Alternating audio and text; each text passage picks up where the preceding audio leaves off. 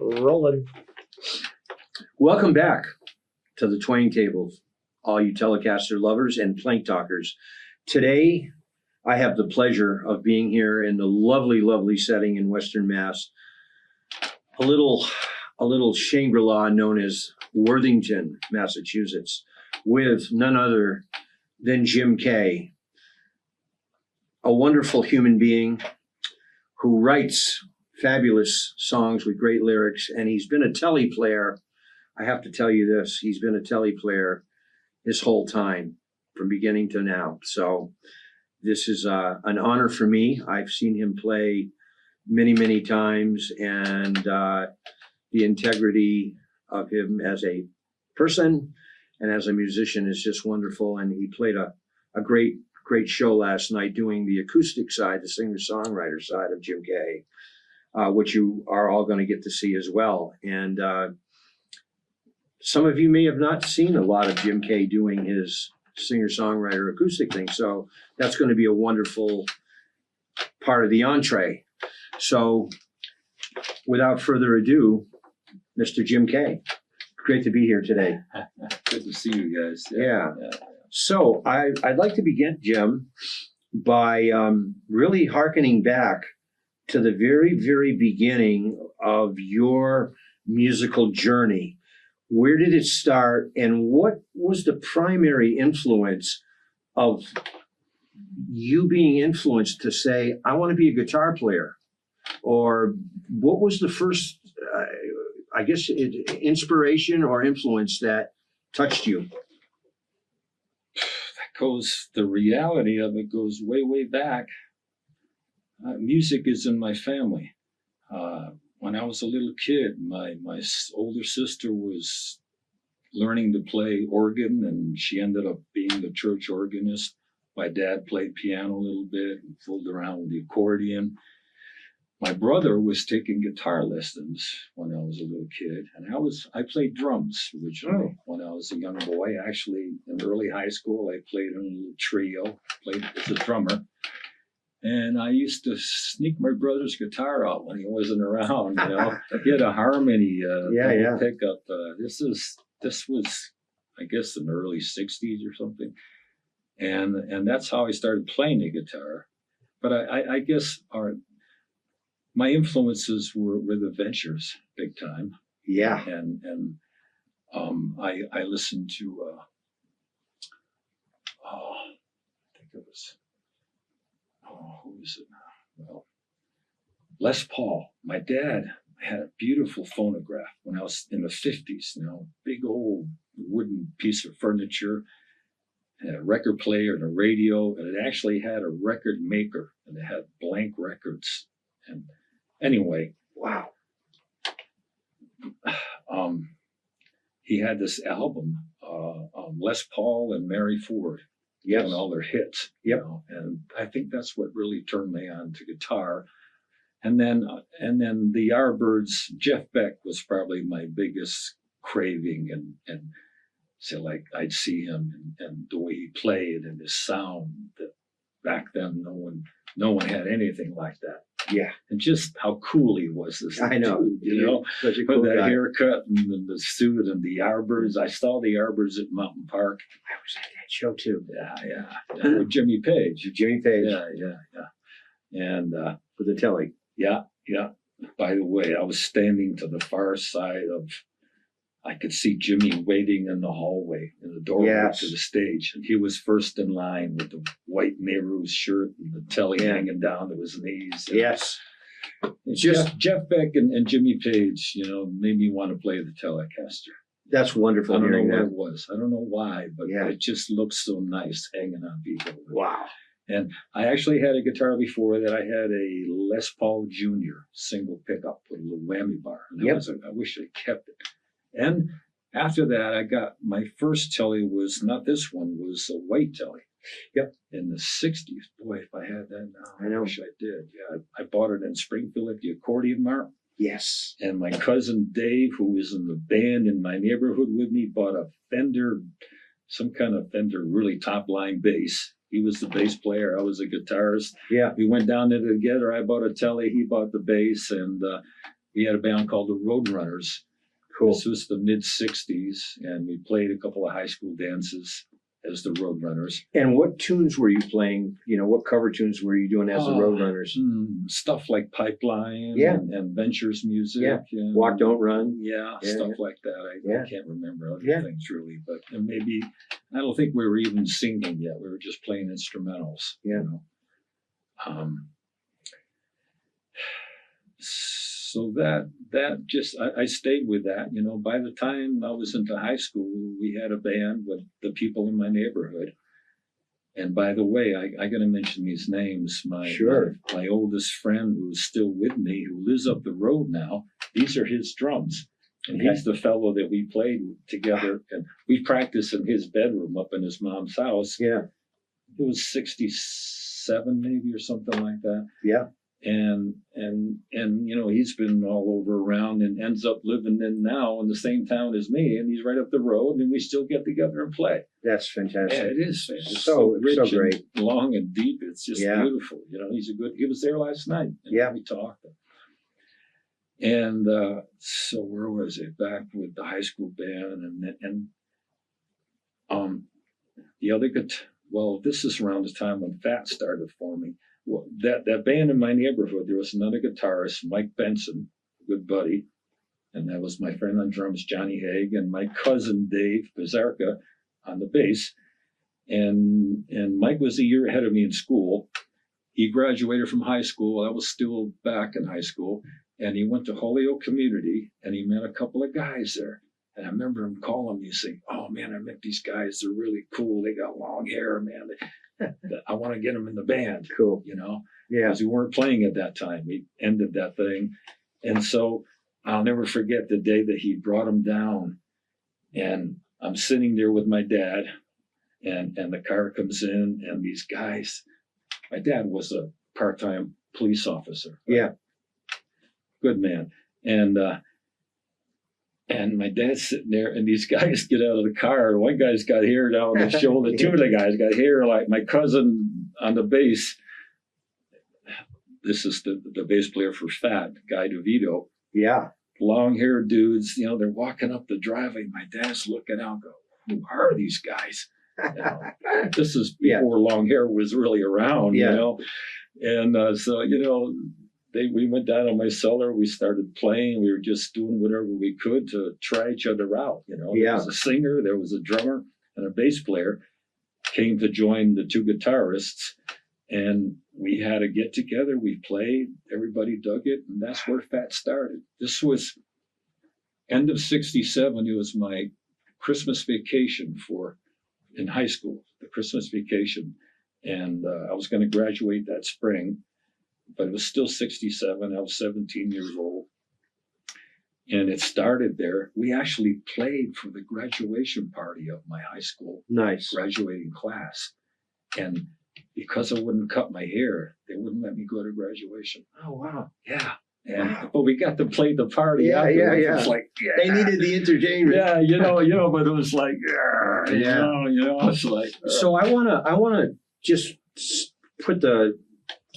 get the foot off the gas pedal right there, and I want to stay on this Fat thing for a little bit, because I know that the Fat project, that particular band, is a big deal in this valley, and anyone who has been around and been through here, and if they're a real music aficionado or lover of music and seen a lot of live shows, you guys, you know, I'm not blowing smoke up anybody's behind. You guys were, for many decades, you know, a very talked about act. People would say, "Did you ever get to see Fat Jim K?" The whole bit, you know. So it was. Yeah, you guys were a Valley treasure.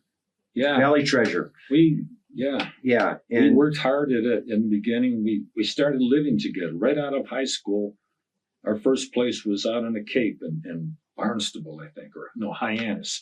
And we got a house and rented it, and we started living together and playing music all the time, rehearsing. And we were making original music. You know? Yeah, We so- did very little covers. We got right into original music, and that's really what made us big. Right, You know? because you were doing original. Most bands in the Valley, even with good musicians in them, were not composing their own stuff. They were right. just playing cover tunes, Yeah, basically. yeah. So right around, would you say 67, 68, the birth of Fat it's the beginning? Yeah. Yeah. That it was literally that New Year's, that Christmas, New Year's vacation. That's where we started. And that was with you and Mike Benson and Yeah. Guy DeVito and Peter And Benji. and Benji. Yeah. Yeah. And we started playing, and we played for the West Springfield High School or something, and a couple of gigs here and there, and then eventually moved in.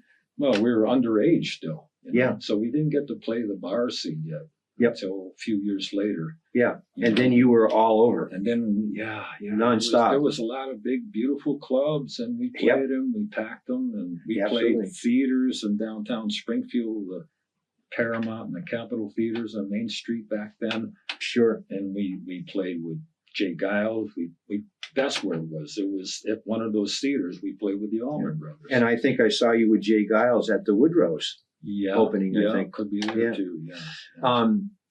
So how did you start the Fat Band? Things are going gloriously well for everyone. All of a sudden, the band is building up. A lot of people talking about the band. Your shows, people are packed in the clubs in those days. You're into the 70s now. How did the RCA recording come about, the first album? How did that facilitate? We made a demo in West Springfield. A friend of a friend, it was something that there was a studio affiliated with a church or something. Yeah, I know the place. And because somebody knew one of the people, they let us come in, made a demo. Somebody had a friend or something and sent it to New York, and that's how it happened. This tape, and then there's a. We were up in Peter's family, the singer, lived in Munson. And that was our base for a while. In between houses, we all kind of stayed there. They had a lot of rooms, this big old farmhouse. And we kind of stayed there a while and rehearsed there. And we're all there one day, and we heard about this. These people took interest, said they're going to come out and see us. And so we're all there one day, and they do come out. And this is out in the sticks in Munson. And this big Cadillac limousine, it's like a movie, you know, big long limousine caddy comes out, and these three guys get out in suits, real New York, you know. Yeah. And it was some big people, but they weren't big yet. They were just starting their careers like we were. Yeah. Eddie Jason, Peter Leeds, and there was a lawyer with him, Miles Laurie. He was a big guy, and they all came and they signed us up right there. A couple weeks later, they put us in the studios in New York, the biggest, nicest. Did you have a manager at the time? Well, one of those guys was the manager. There was a manager, producer, and a lawyer with him. Right. And what studio in New York do you recall? Well, it was A&M, and there's two studios, and I think one was A&M, and the other might have been RCA Studios. I don't remember. Yeah, and the company made you have a professional record producer on the side. Yes. One of those guys was the Eddie Jason, was the producer, and we made that album there. A couple of weeks, they put us up in hotels, and we're shacking in New York City. Yeah, and I was like 20. I was maybe 19 or 20. It was heavy. Yeah, and. So that happened, and then we went on a road, not a lot, you know. Within the first year, we did some touring. We had this funky old bus. It was hard, and we broke down one time, and I actually got busted. We broke down, and state cops were there with us because we're on the highway, and then they're talking. It was okay. You want to hear this story? We can hear this story. I think our audience would appreciate the color. So there's a couple of New York Stadies there, and we're sitting in the bus that's broke down on the side of the highway. They're kind of trying to help us, but they also saw the hippie thing, you know, And the guy standing, it's the school bus. So he's standing in the doorway and the glove compartment's right there. You know, so he's just, look in here, see what's in there. Yeah. He pulls out a jar with some pot in it. Oh, wow. Yeah. Like, oh, boy, here we go. Back then it was a little bit more And serious. we all got searched, and I wasn't brave. I had a J in my pocket, and he found it. And they took me to the police station. Wow. And I sit in a chair until morning. It was the middle of the night, and then they had to take me to the judge or the chief of police, whoever was in charge there. And so two stadies got me in the back for a cruiser, and they're taking me out like to nowhere. You know, I got scared. Wow. You know, Yeah. You know, deliverance or something. I don't know.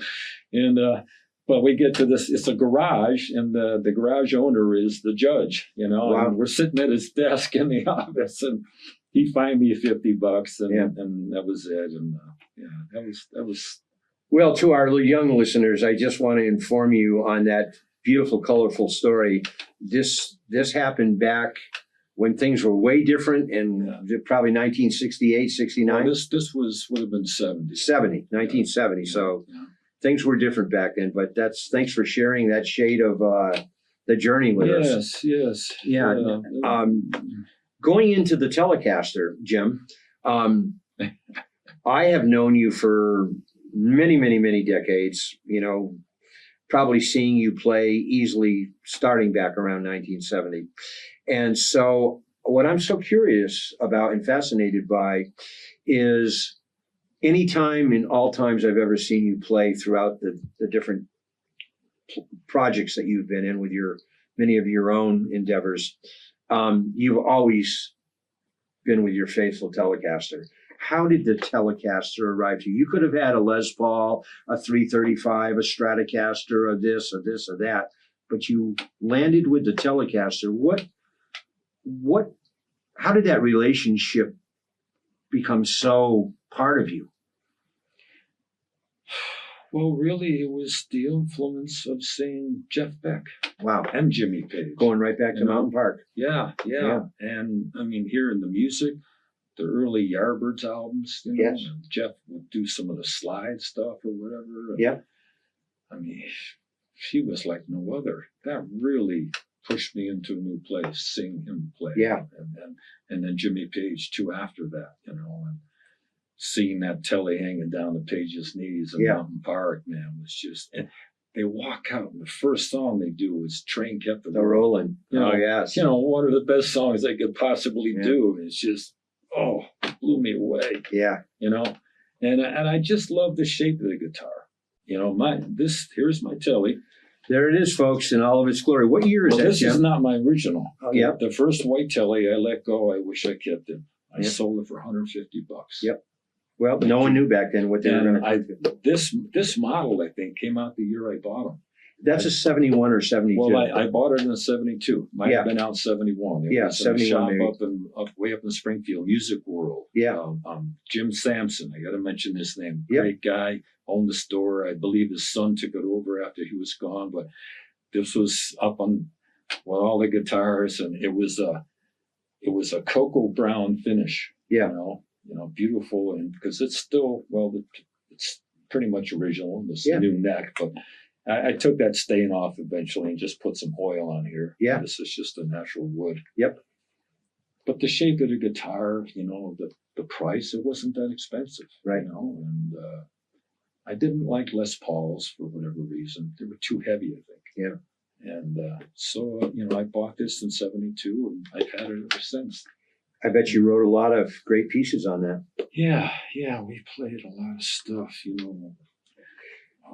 Can you just hold your neck up and show that neck to the camera? Look at the love. Look at the love that Jim bestowed on that beautiful maple neck. Look at that love there, yeah, huh? I like that. I've seen a lot more on other people's, but I was in the dressing room, and I opened up for Roy Buchanan, and I came off, and he was going to go up, and he opened this in case and showed me his brand new guitar, custom made, that he had made for him. It was kind of like a telly, but it was custom. That was pretty interesting. I think I opened to him twice. Wonderful. But Yeah, the opening act thing was the thrill. Yeah. Look at that poster. Yeah. Right behind your head there. Yeah. Little Jimmy and the Bad Boys with Robin Trower. Yeah. My idol, man. Did you love Robin Trower. After I got over Jeff Beck and I heard Procol Harum. Yes. And I loved Procol Harum. And then, out of that came Robin Trower. And I've seen him a couple of times. I opened up to him. I saw him at the Rusty Nail. We were at Pearl Street. I saw him there too. Yeah. And get this. We played a good set, my trio. Yeah. And in back, there's a giant stairway, right? Goes up a Yep. few floors, and it's wide. Three of us are going up to the rooms, and they're coming down, and they're four abreast, walking down together, real nice and professional. And they all gave us the thumbs up. Yeah. Robert Trower with his crew, man. Absolutely Us, cool. it's So good. Wow. And he was at that point, that Bridge of Sighs, which is a classic Trower record, the two back-to-back albums he put out. That was his prime moment. So you were right there, and that's wonderful. They were nice, they were just nice to us. Let's go down, since we're in this part of the landscape with the equipment. With the Telecaster, in your vast experience of all of literally thousands of gigs you probably have played in your lifetime so far, thousands. What amplifier, do you ever have a particular relationship with a certain configuration, 112, 212s? No amp really grabbed you in particular? I never really had the opportunity to do that much experimenting. When I would, let's see, what did my first good amp, I think along when I got the Tele, shortly after or with that, I'm not sure, I can't remember, but I got a PV Vintage 212. Yep, It had four like giant tubes in it. Plus part of it was the other, back then it was brand new. I think you were playing, to my recollection, you were playing what they called a PV Vintage Classic 50.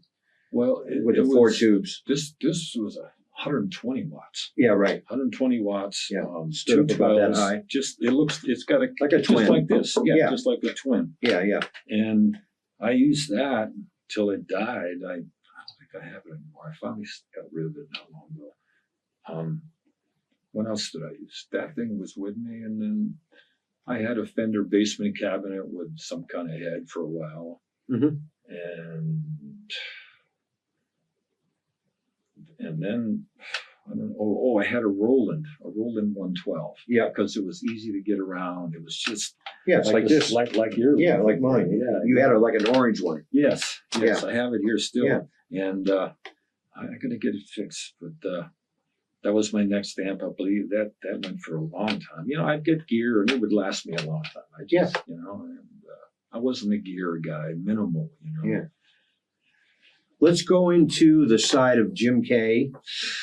That is the singer, lyricist, songwriter, arranger.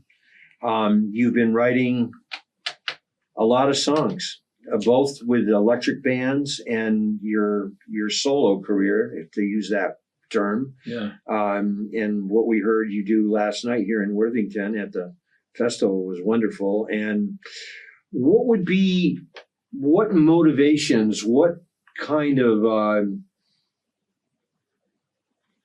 things brought you into really writing a lot of songs with lots of good lyrical content and beautiful chord changes and that kind of thing? Originally I think it was the fact that I didn't want to play commercial music. Yeah. And I was creating music on my guitar, and I wanted to play that. So I was pushed into writing my own lyrics. And back then, just simple, basic love and things, and real simple stuff. So I could play my guitar and not have to play commercial music. I just didn't want to be part of that scene. Pretty much everybody did that. I did not want to do that. And I started writing songs so I could keep playing guitar. And you keep doing it for a while, you get better at it. Because I was getting better at it, I started to like it more. and eventually it became important to me to be able to say something nice, in the music, something that lifts people up, something that Connecting. just trying to put some emotion out and something that may brighten someone's day. I mean, it's like now in my life, you hear a good song and it helps you. Yeah, absolutely. And it still happens to me today. A good song just lifts me and takes me out of a bad place if I'm there. And that got important to me, to be able to do that lyrically. And then as I kept doing that, I got interested in the rhythm and rhyme of words. When you hear somebody that can really sing and the lyrics are fantastic and the rhythm of the words, the way people make words bounce with the music. Yep. The rhyme and the rhythm is very important. And I love doing that, like 4 good lines with rhyming last words and rhythm that hops with the music. That really turns me on. And that's what I do now. I create music from the lyrics first, and then I find some music to go with it. So you do the lyrics first. You start with the lyrics. I think that happens more because I got all over my house. I got lyrics hanging around. I haven't put to use, and I keep going back and looking and go, wow, why isn't this a song? This should be out somewhere. Is there nice stuff, and I like to talk about things that mean something to people. You're drawing from your real personal experiences and things that happen. Guess, I make up stories about feelings and situations between people and things like that. Yeah. Is there any singer-songwriters that you still listen to at all for any type of kind of song construction, or do you get influenced by anyone? Like, I don't know, it could be anyone. Yeah, well, I think I don't listen to maybe get an idea or take something from it. I just listen to be inspired by it. And the inspiration helps me create something. I mean, the same thing that other music does to me, and I'm getting lost here now. But no, you're right on the lane, and with a song, like say you were talking about crafting 4 lines that really mesh together nice and create an image and a feeling. Does a song sometimes come through and you've completed the whole thing in a day or 2 weeks, or does it take 5 months? It can happen. I mean, a lot of times I'm eating breakfast upstairs and I'm thinking about something, and 1 or 2 lines will pop up in my head, and I quick grab a pencil, because it comes and goes in a matter of seconds. And if I'm lucky to get to a pencil, I can write down 2 lines, and then maybe I can add 2 more lines. There's a verse. There's a little part of a story, You get 2 or 3 verses, you get a song. That's kind of how it happens for me, and more unintentionally. But once you get something started, then it gives you something to follow through with. I love creating a good song. Lovely. It's just as important as this has been to me. Yeah. Now, with your going back, once again, toggling back into the electric world, the Telecaster world, there throughout the different decades, was there certain periods where you said, hey, I got to work on this technique, or learn to put some slide into it, or learn these, so-and-so played this chord and I was really intrigued by that chord voicing. I never heard that chord before, and I had to learn that chord. Whatever. Did you go through those phases? Well, that happened. Well, like I said, going back to, I think, what Jeff Beck did with his thing, and Trower. I mean, I listen to those people, and then, I think about myself, my playing, and now, I don't play my telly that a lot these days. I use my acoustic guitar more than my telly because of the songwriting. And plus, I haven't been playing with a trio in quite a few years. I went solo acoustic, and that stopped with COVID. I played my telly when I played with Fat. Fat played a couple of gigs just end of last year. big gigs. They were like reunion gigs. Yeah, well, Yeah. we started doing reunions in 2000. Yeah. That's another story. Yeah. But what was I still got? Are you always part of the reunion gigs going all the way back? Pretty much. Yeah, I would pretty think. much. There was a couple I stayed out of. I mean, there's been this.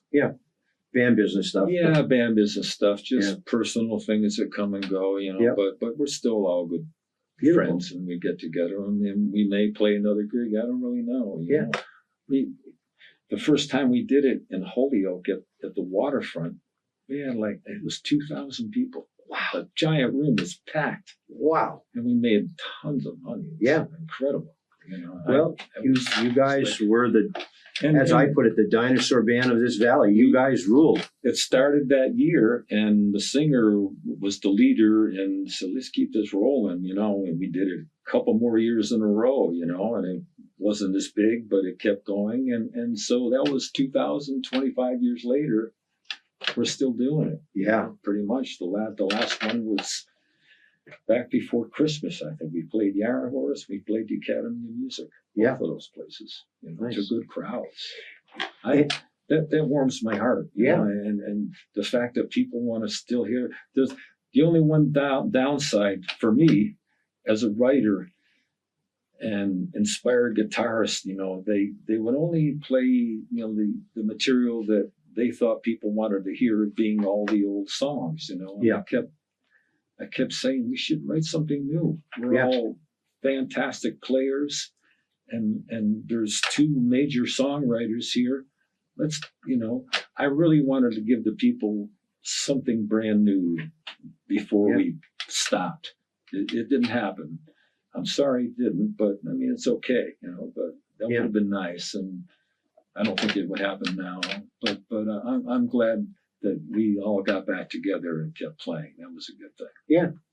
And after, you know, transversing up in years, after you had established yourself as really a band leader and a solo artist, Jim Kay and Friends, Jim Kay and Company, Little Jimmy and the Bad Boys, on and on, which was many wonderful entities that people got to see you do more of your more emotional explorations on the guitar, as well as your tunesmith abilities. When did you start exploring the acoustic side of Jim? Wow, you know, well, that started way back in the beginning of Fat. So you were even, Yeah, I mean, I don't ever remember you playing the somehow I convinced the band to buy. We went to Accordion Mart in West Springfield, and I bought, the band paid for a Martin 12-string acoustic. Yeah. Like, it cost $1,000 back then. You know, probably $5,000 now. Sure. And I started playing that 12-string. And that's where it started. And up on my bedroom, I'd be playing it, and I started writing songs. I mean, that's what led to me leaving the band. Yeah. Because I became something of, I said, I got to put my feelings out. Yeah. You know, because everything was written by the singer at that point. Yes. We were the players. Yep. And, you know, and it was all okay, you know, and I went, I was with them for 6 years, and in 74 I left on a friendly basis. You know, I'd go up there and visit Mike and stuff and listen to them, you know. And they had a house in Asheville and going at it hard, and they kept on for, I think, another 10 years.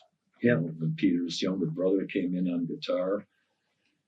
And, you know, then players changed. They switched bass players a little bit. It's funny because eventually the Fat bass player and Fat drummer joined my band. Wow. And I had Guy and Benji with me as Little Jimmy and the Bad Boys for a while there. That was nice. Yeah. I got to mention the name. I had right after I left Fat, it was a good year. That was 74, and in 1975 and 6, I was playing a club in Northampton called the Lazy River. Yes. And a great spot. And it was before the Iron Horse, and he was bringing people from New York City, jazz players, real serious, out to Northampton. Yeah. Nobody else did that, you know. Yeah. I became friends with the owner, and we would hang out after a show. And I played there like once a month for a while, and it was packing the place. And a fella had come from New York City out to Northampton, because Northampton at that time was being known as a place to go and find music, you know. Yeah, had many clubs. It had a name for itself, Yeah. you know. And a fellow named Barry Harwood moved out here. He heard my name. I mean, he heard my music, and can I join your band? And he did, and it was fantastic. Yeah. He could jam on the Yeah. keyboards. And so there's a 4-piece. And then I met a young lady at an open mic. I think she came from Virginia or West Virginia, Pam Bricker. Pam Bricker. And a folk singer, you know, singer-songwriter. We met, we had a little fling, and she joined the band. Yeah. So it was a 5-piece with this young gal up front singing. I with saw us. that entity as well. And then we played the Yeah. Lazy River with that band, and people loved it, and it was really, really good. Somewhere along the way, I would take it, maybe I'm wrong, you must have played with Jerry Ellis. Jerry Ellis was wonderful my first player. bass player. Yeah, wonderful player. He was my first player, and Yeah. he stayed with me for many years. He was fantastic. I loved his sound Just too. solid, you know, Yeah. always there, and a nice guy to work with. Beautiful person. Yes. Yeah. Well, that pretty much. Oh, I have to ask this. You a short while ago put out a collection of your works, your songs, and that was your self-penned CD. Yeah. Yeah, Five. yeah. It's called. Yeah. Yeah. Well, it was. Yeah. I call it 5 because Yeah. it was 5 tunes. I Yeah. kind of just stopped there. The voice and guitar were recorded here. Yeah. And I took it to Northampton. My friend Jim Weeks. He's amazing. I had a different concept. I was looking at like an acoustic jazz, kind of like Astro Weeks or something, Yeah. you know? Yep. And I gave it to him, and okay. And he gave back kind of like a pop quartet, you know, totally unexpected to me. I didn't know what he was going to do, you know? Yeah. And it took a while getting used to it, but I did. And, you know, it was fantastic. He did a great job. Yeah. There's one song in particular that I started the show with it last night. It's called Summer Day. I love that song. And on that 5 recording, it is so nice. It's almost like a jazz tune. Yeah. You know? And he did an excellent job with it.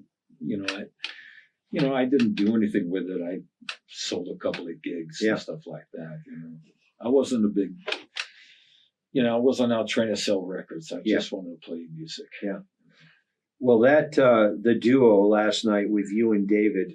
How do you say his last name? Yuri? Dave Ure. Yeah, folks. Jim did the acoustic thing last night with a great collection of his songs for about an hour and 10 minutes, and he plays with a immensely talented electric violinist out of the Boston area. And if you hear of him performing around anywhere in the Valley, whether it's solo or with Jim Kay and some of his friends, I urge you to please go out and check him out. His songs are embellished with nice chord voicings. It's not C, F, and G. Not that there's anything wrong with C, F, and G, because that's wonderful too. And he's very expressive emotionally, and the songs have a lot of lyrical content that you can really sink your thoughts into, and they're inspiring. And the quicker word would be joy. He expresses joy and his connection to his life in music. So we are very, very happy to have concluded and conducted this interview here today with one of our true Valley treasure troves here in the counties. And Jim lives a wonderful. I wish you could see his humble abode where we are today in Worthington, Mass. We're homesteaders. Yeah, and Jim is connected to the earth, and you can sense that right away from the stuff he's conveying in his message in his music. And don't forget, today is Father's Day. Father's Day. I am a father. I have a son who's 43. He has children, so I'm going to call him a little later and wish him Father's Day. Does he play? No, it's okay. Yeah, it's okay. He's got a good life. Yeah, his family. My son Dan. Yeah, and I had to say that it's Father's Day. Yeah, Beautiful. That's a good thing. That shows you the heart and center of this man and the humanity that he is always coming out of him. So once again, all you plank talkers and Telecaster lovers out there, thank you for joining in. This is trying to preserve the legacy of some of our really, really wonderful musicians that we have here in the expansive valley, going from Vermont down to Connecticut. And we have a wonderful musical community here that is incredibly diverse. And Jim is way at the top of that mountain of it for sure. And we're honored that he was willing to share the legacy of his musical journey with us. And we want to treasure that and share it with you. So I think share it with your friends when you see it. And if you know people here in the Valley, let them know that Jim K is still doing this stuff and doing it amazingly well. So thanks again. Great to be here with you folks on the Twang channel, and keep the treble up. Thank you.